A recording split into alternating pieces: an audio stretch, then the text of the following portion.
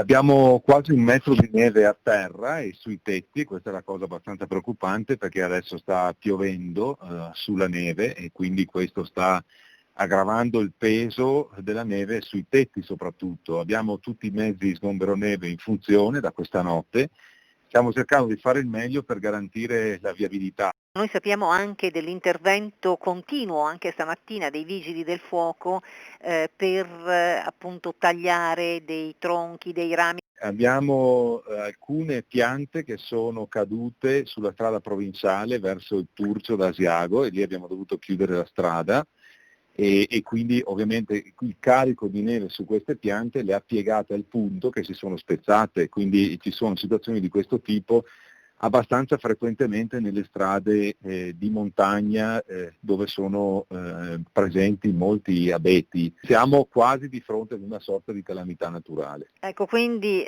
signor Sindaco, il suo appello accorato qual è?